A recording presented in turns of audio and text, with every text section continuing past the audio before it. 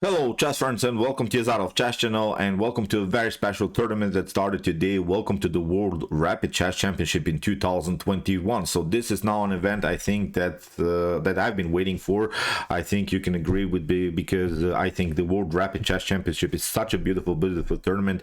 In my opinion, it's really one of the best tournaments that you can follow, and we have seen recently in the classical time format chess and also in the World Chess Championship that the games can be a little bit boring, but I promise you this, in the World Rapid Chess Championship the chess will be simply great because we'll have probably many queen sacrifices, rook sacrifices, double attacks, decoys, deflections, x-ray attacks, really all of this most beautiful tactical elements that can happen in a game. So I think it's something that we should follow now in the continuation, and I think we'll witness many beautiful games. So who is the favorite? We have to agree, I think Magnus Carlsen is always the favorite to win any of these events, and I sorted out first of all the World Rapid rating list. Here you see Magnus Carlsen is on the first place, Hikaru Nakamura is on the second place. We see Duda, Jan Krzysztof Duda is also a very powerful player when it comes to rapid time format chess. Jan Nepomniachtchi is also great and fast player, so he is probably also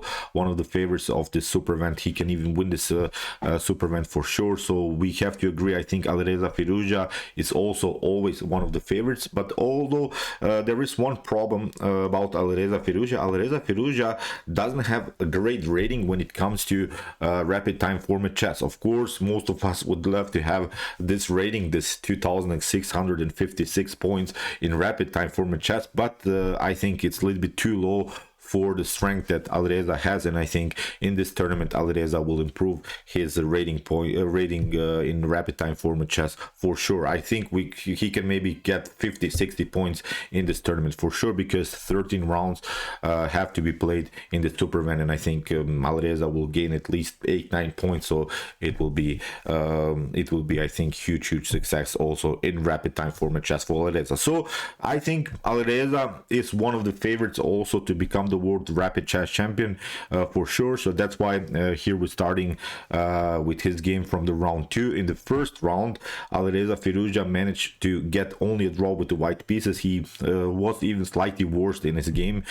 He didn't start well in this tournament, but let's check out now what happened in the round 2. So his opponent was Haik Martirosyan, grandmaster from Armenia, maybe not such a strong and elite top grandmaster, but still a powerful player, because we know how strong players are from Azerbaijan, Armenia, India. These are really chess countries, and they're having really great players in their national team. So let's check out now what happened.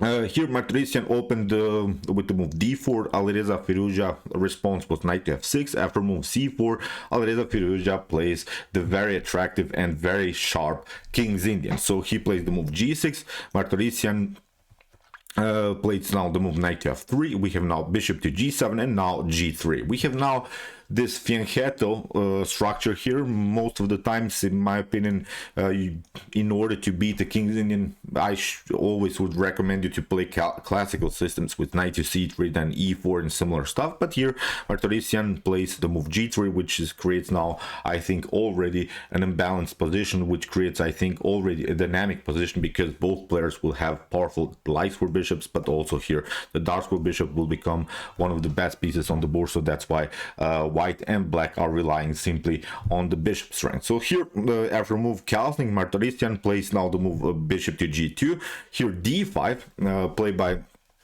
Alireza Firouzja. The move d5 is now creating really madness in the center of the board, because you can play, of course, the King's Indian structure sort of with the move d6. This would be the normal King's Indian structure, but with the move d5, Alireza is saying we're playing now a more open game. Here Alireza plays sort of a Grunfeld structure with the move d5, and after move c takes d5, here knight to d5 played by Alireza, and here castling. You can also play, of course, e4. immediately in order to kick away the knight, but then of course knight to b6, and then after potential knight to c3, in one particular moment black will play probably something like knight to d7, and then will probably break the position with the move c5 or e5. So you cannot really tolerate the central control that white has here. White has this dominant position with these two flexible pawns in the center, so that's why in one particular moment black will simply break it and try to fix then the position in the continuation of the game. So that's why after move knight to d5 here, Martirosyan played the move castling. We have now knight to b6 anyway here by Alireza. He's not allowing his opponent to get an extra tempo. He plays the move knight to b6, secures the king, and he's preparing now maybe here the move knight to c6. So here knight to c3 was played. We have now knight to c6 by Alireza. This is now a provocative move because you don't want to have this knight like this, and you see the queen is attacking this pawn, the bishop is attacking the pawn, and what you don't want to do is again maybe fix a little bit the pawn structure like this, because okay, you have fixed it, but a little bit I think you have weakened your life force in one particular moment. Also bishop to g4 would be then an opportunity for black, so that's why you don't want to play the game like this. This wouldn't be in the spirit of the Greenfield, so that's why here Martirosyan played here now the move d5, and this is now, as we said, knight to c6 was a provocative move, really forced now white to play the move d5, but after move knight to a5 we have now really a balanced pawn structure, and this move d5, okay, it's a space advantage, it's some kind of advantage here for white, but we can also say that it causes now many position problems in the continuation here for white, because first of all with the move d5 you have opened the dark square diagonal for black here, but you have also locked your light square diagonal. So in my opinion, that's why many times you face these types of structures. If you don't feel comfortable in these types of position, you should really try to avoid to play this fianchetto attacks against the king's Indian. As I said, if you want to study something against the king's Indian, the normal orthodox or classical variation, in my opinion, is perfectly fine. So after move knight to f5 we have now queen to c2 and now knight to d5. This is now still main line, believe me, because this move queen to c2 was also here a provocative move by Martirosyan, because he's now allowing Alireza here to take the pawn, but for the privilege to create this very powerful pin here on the d file. Now the rook comes on a very active file. After move rook to d1 we have now c6, fixing of course the knight, but now e4, and actually e4 is already slightly inaccuracy. For instance, my engine at home doesn't like this move. The engine suggests something like knight to e1, because what we can notice, knight to b4 is also happening, so black has always the opportunity to create a counterattack. So that's why here in the continuation of the game, I think Martirosyan got a little bit tricked here by Alireza, and I'm sure that Alireza has these types of moves and this structure already somewhere prepared in his home preparation. So after move e4 we have now of course the counterattack, knight to b4, and after queen to a5 here Alireza plays again a brilliant move b5. And okay, what to do if you take, of course, here rook takes d8, and of course here we can simply take out the queen, you can take out this one, and the problem is now after king to f8 here I think the activity that black in here, with special with this dark square bishop, with the possibility to play knight to c4 and create further pressure against the pawn on b2, and with the ability to include also this light square bishop into the game, the rook can come on the b files. I think black is really here a dominant position. Maybe white should even go into this particular line, because white can always take out the pawn on a4, but as I said, I simply don't like the activity here that black gained, so that's why I'm getting already the feeling that something went wrong here for white. So after move b5 here Martirosyan played now the move queen to b4, but now here we have the counterattack again by Alireza Firouzja. We have now bishop takes c3, and again here white needs to play this move. Rook takes d8 would be the best move here for white. After something like bishop to b4, again rook takes f8, and for king to f8, here in my opinion again black is slightly better, but I think this position white can hold, especially because finally this light square diagonal will be liberated, and then white has also some counterattack possibilities. But here in the continuation of the game, after move bishop to c3 Martirosyan played now risky move queen takes c3, and the problem is now you're losing here the rook. And okay,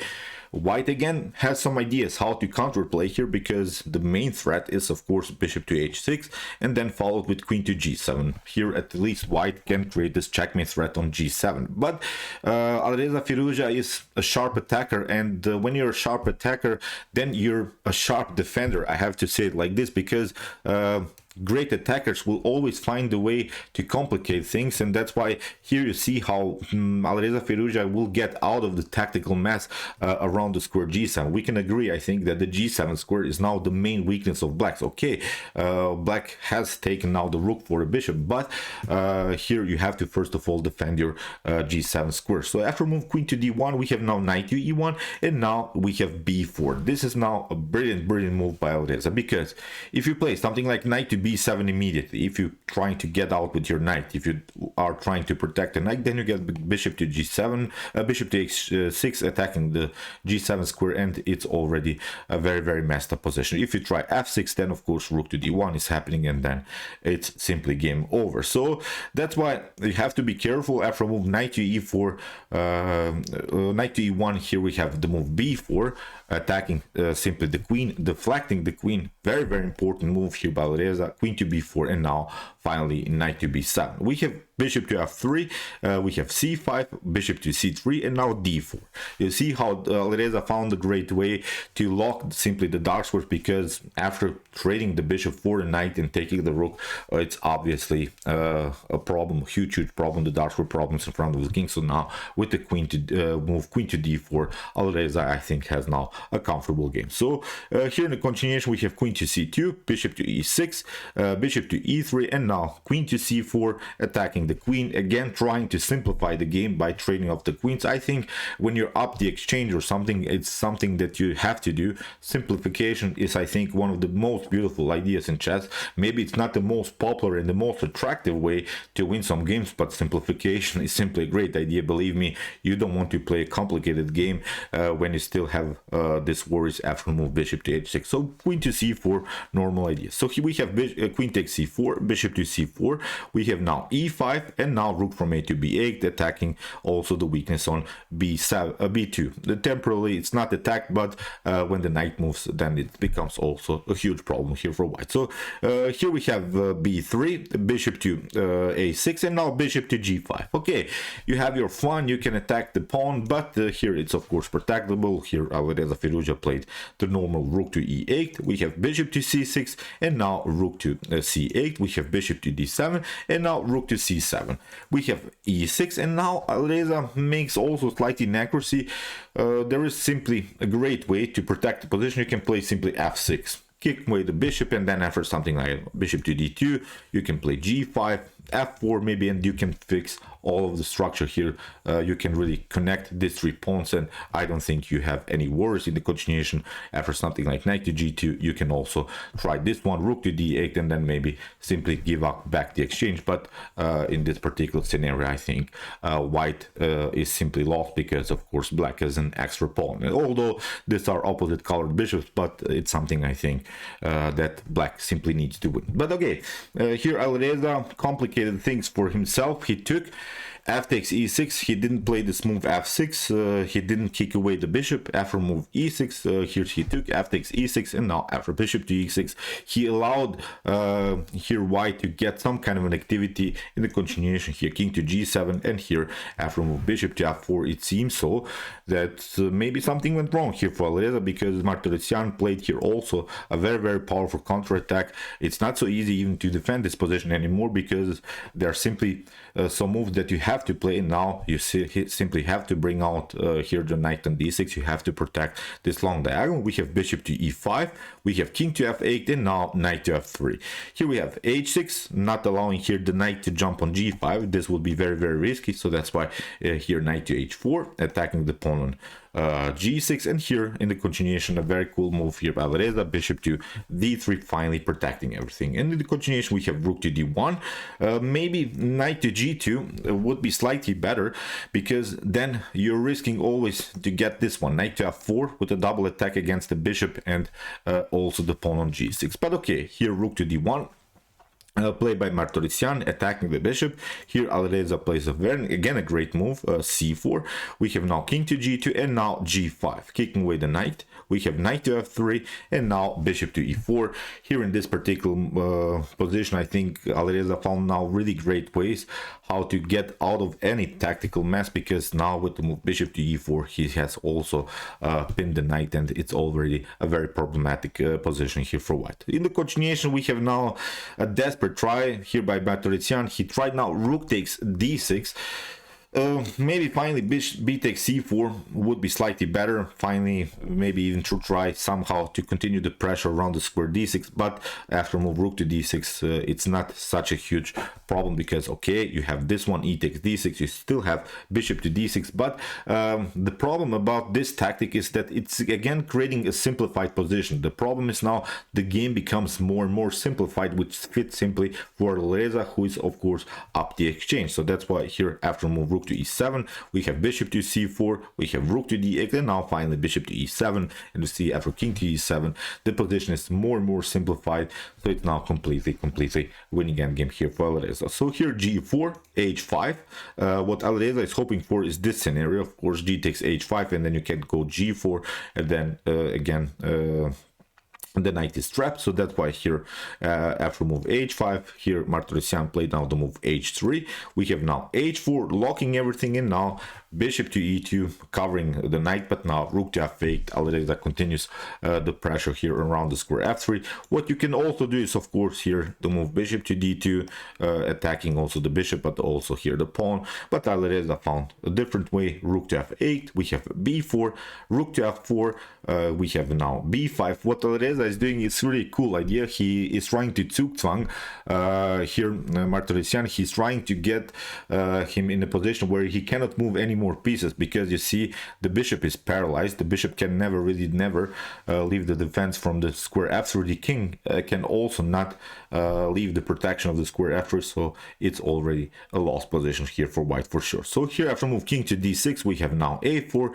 king to c5, and after a5 we have now bishop to f3. Great move by Alireza, again deflecting here the bishop from the protection of the b5 pawn. And in this position, Haik Martirosyan simply resigned. So great game by Alireza. I think great warm-up here for our young prodigy Alireza Firouzja. As we said, he has to improve a little bit his rating in rapid time format chess. I wish him all of the best. I think in this tournament we can expect that Alireza will gain, as I said, for sure 50-60 rating points in rapid time format chess. Be prepared, this will be a beautiful tournament. And of course we are also expecting a little bit the clash between Alireza and Magnus Carlsen. I hope this match will happen in this tournament, because we want to see how strong is Alireza against Magnus Carlsen, because recently Magnus Carlsen also mentioned that he would love to play, of course, the next World Chess Championship match